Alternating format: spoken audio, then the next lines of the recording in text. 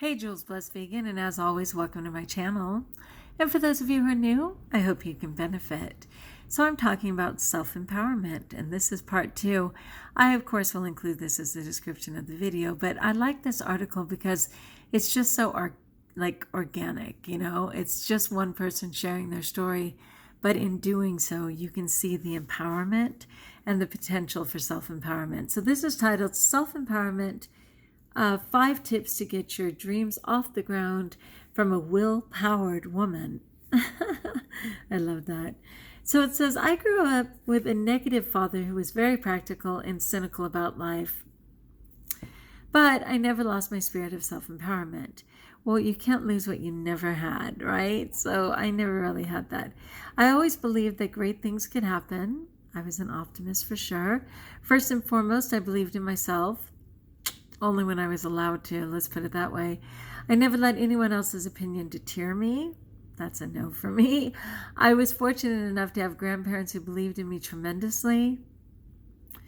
They would always tell me that I was the best and would encourage me to do what I wanted.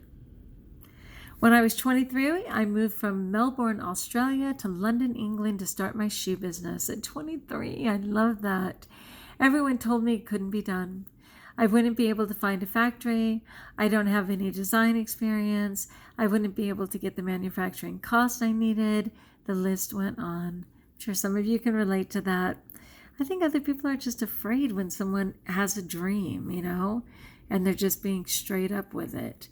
Okay, I didn't believe it for a second. I was adamant that if I went to Italy enough times, my business would happen.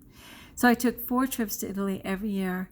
On the 7th trip, I was on a plane back to London.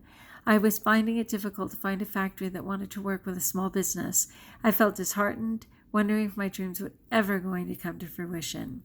I struck up a conversation with the man sitting next to me. His name was Andy. I can't remember what I said that made him laugh, but he seemed to be having a good time talking to me. It turned out that he was the head designer at a shoe factory in Spain. Our plane landed and we exchanged details, which I imagine is exchanging digits, right? A few weeks later, I found out that I'd been chosen for the reality entrepreneurial show, Be Your Own Boss. I had one small problem. Our prototype wasn't made yet. So I took this as an opportunity to email Andy and ask him if he could make our first prototype. Those days of waiting for a reply were grueling. I finally received a reply from Andy. Yes, we can do it for you. With that, my first shoe design was created. I had no design background, but I believed in myself. All I had was faith, and that faith paid off. We were one of 400 businesses chosen to be in the final round of selections for Be Your Own Boss. I had made connections with well-known UK, United Kingdom, shoe designer, who introduced me to a Spanish shoe factory that could provide us with the price points we needed. The shoe company is an ongoing work in progress and has transitioned to an eco-friendly brand. Our first collections are going to be accessories made from recycled fish leather. So eco-friendly and debatable, because anything you do with fish is detrimental to the ecology. So it's hard to say. They're certainly not vegan or cruelty-free. Let's just say that. But whatever. That's another topic. And further down the line, we will launch our shoe collection. The brand is called WPW, and we give jobs to will-powered women, clients who are being abused. In 98% of domestic abuse cases, the partner controls the finances. In order to leave, the woman faces homelessness. By giving jobs to these women, we are financially empowering them so that they can move forward with their lives in a positive way. I really appreciate that. So these are the 5 empowerment tips from will-powered women for believing in yourself. Number 1, part of self-empowerment is daring to dream and have faith that you can make those dreams a reality. So be daring enough to write your dreams down. The more you have, the better. Number 2, have vision for the future you want to create. So important. Create a larger picture of all the things you want to create in your life. How will you do it? What are the different aspects that need to be considered? When naysayers are being negative, having a big enough vision has the power to pull you in the other direction and helps you believe in yourself. I love that. Number 3, take action towards what you want to create in your life. Talk about it. Tell people about it.